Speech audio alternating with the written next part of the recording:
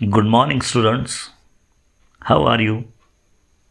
I hope you all are fine.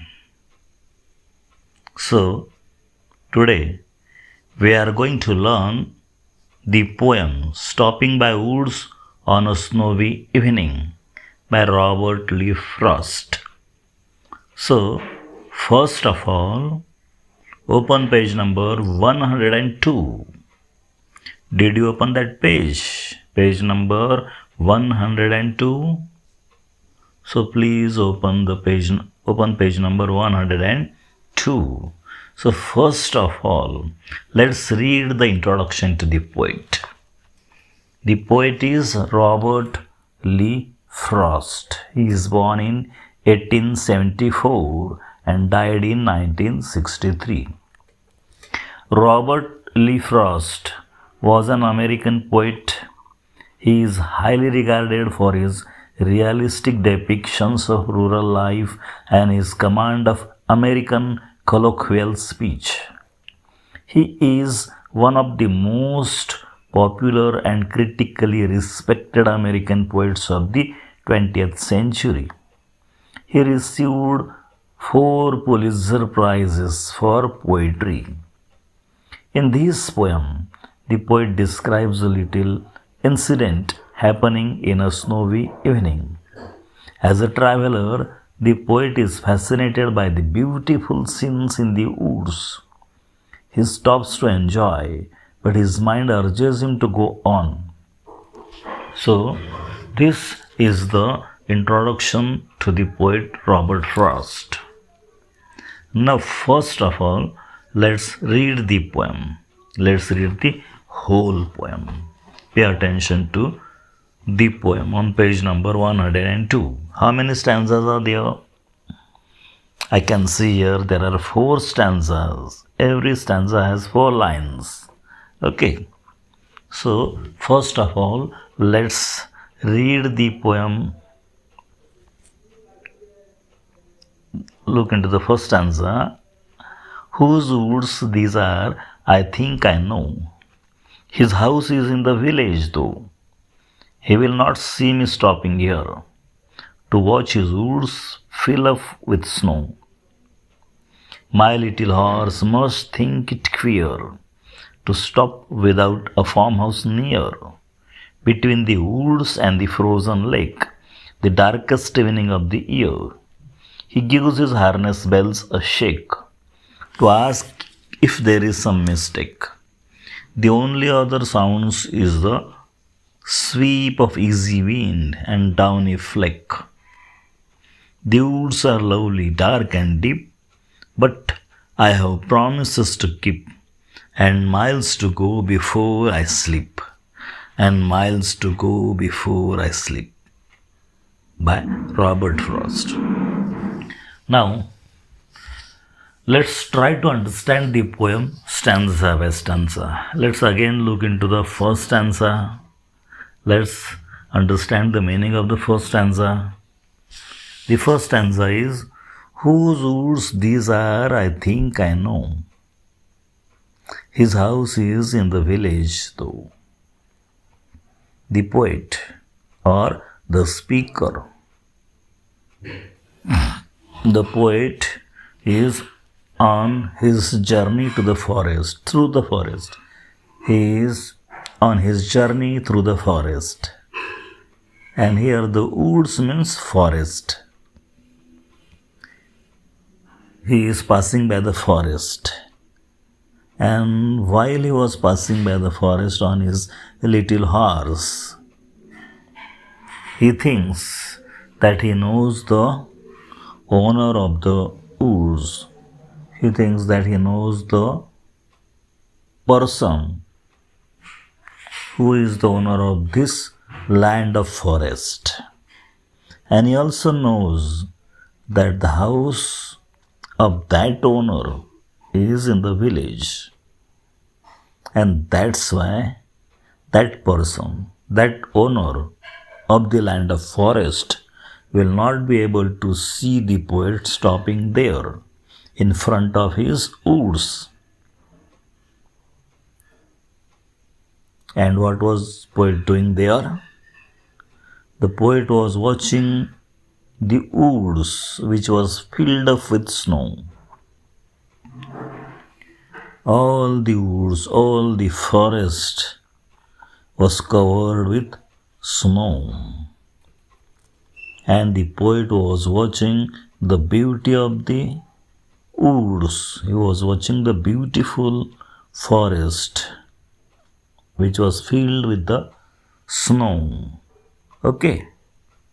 So this was the meaning of the first stanza.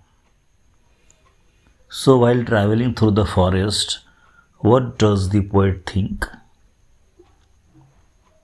Yes, you can answer this easily.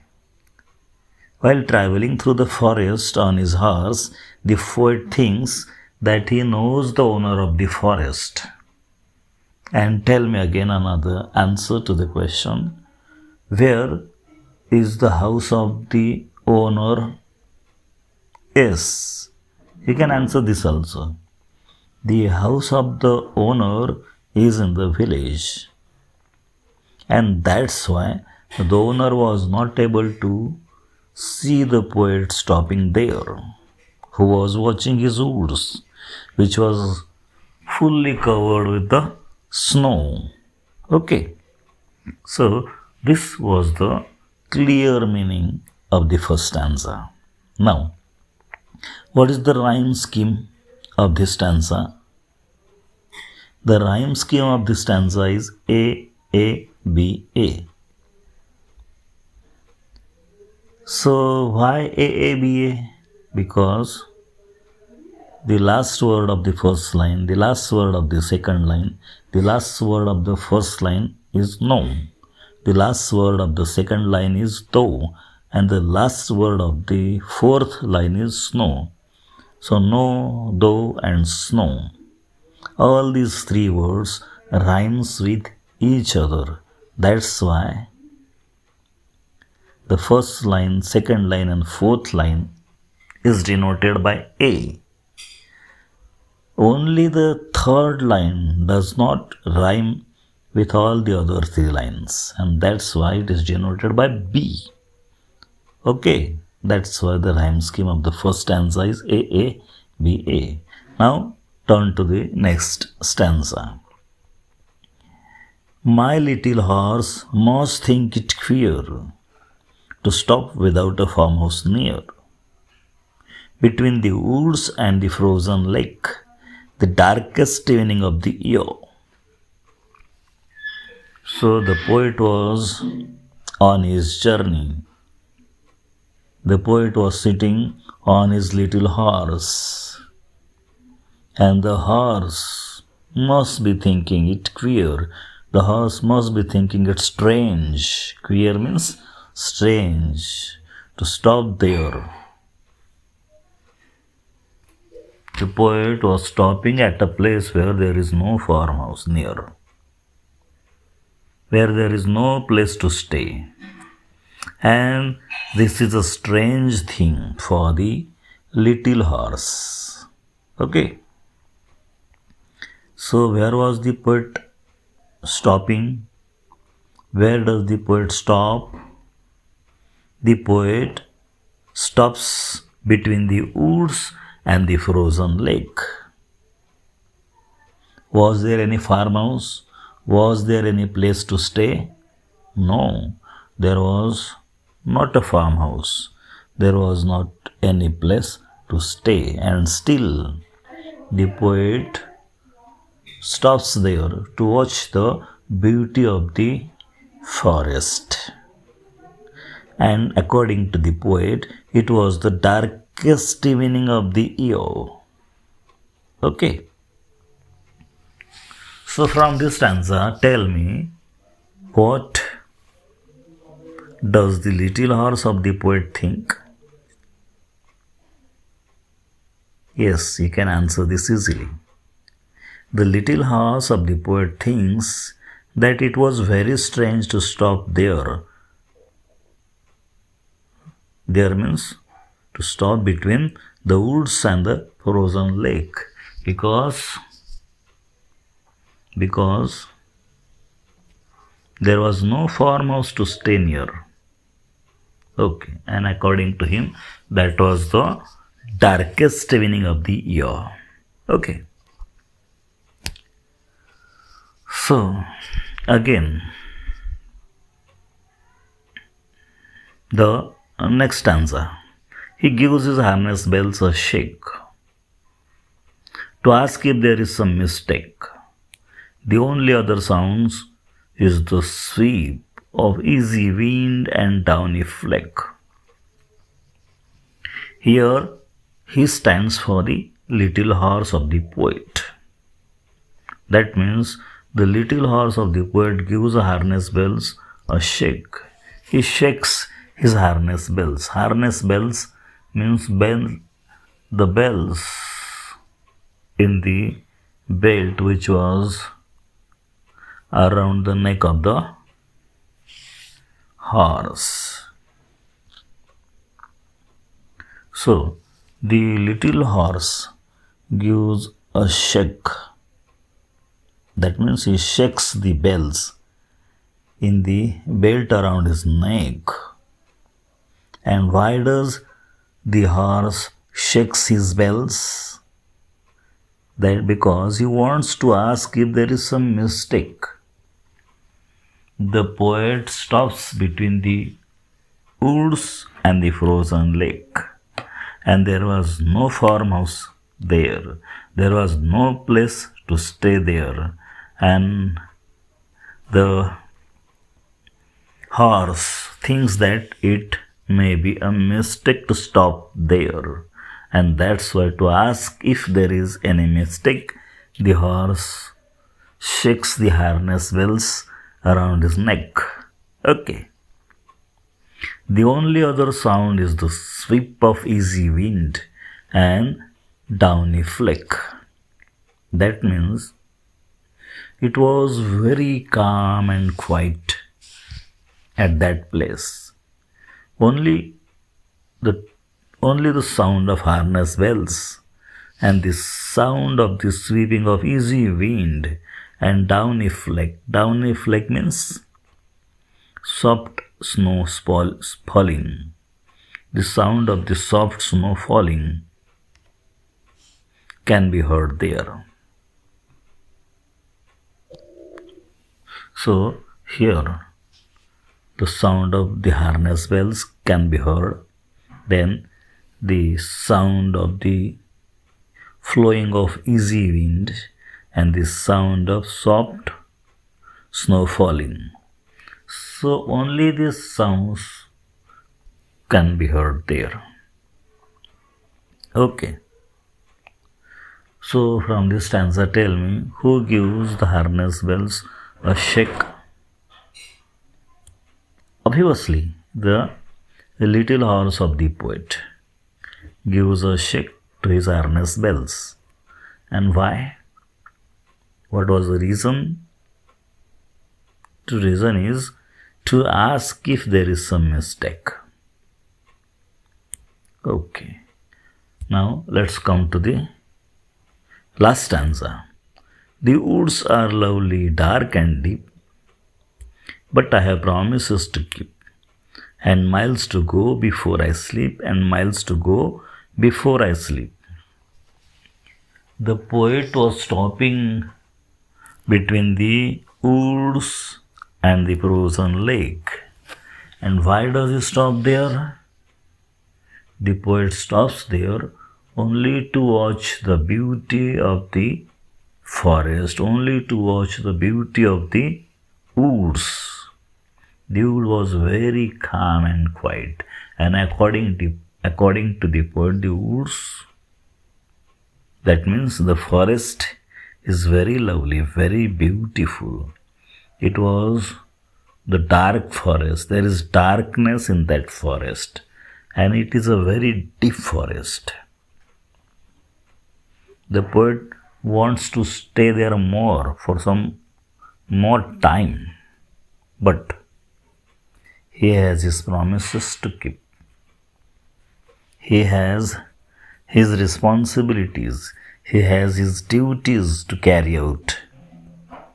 And so, And so he has to go on.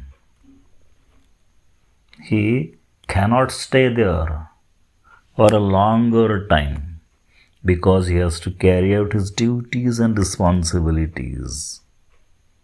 Okay, and he has to go miles and miles. He has to travel. He has to travel more and more. So there is a deep meaning in these lines. So before I sleep here means before I die, before my death, I have to carry out all my responsibilities. Before my death, I have to keep all my promises. That's why I cannot stop at one place to watch the beauty of anything. So I must keep my words, I must keep my promises. So this is the deeper meaning in the poem. And the journey of the poet symbolizes the life of man. So our life is like a journey. Our life is like a journey, and the journey, that means the life has a short span.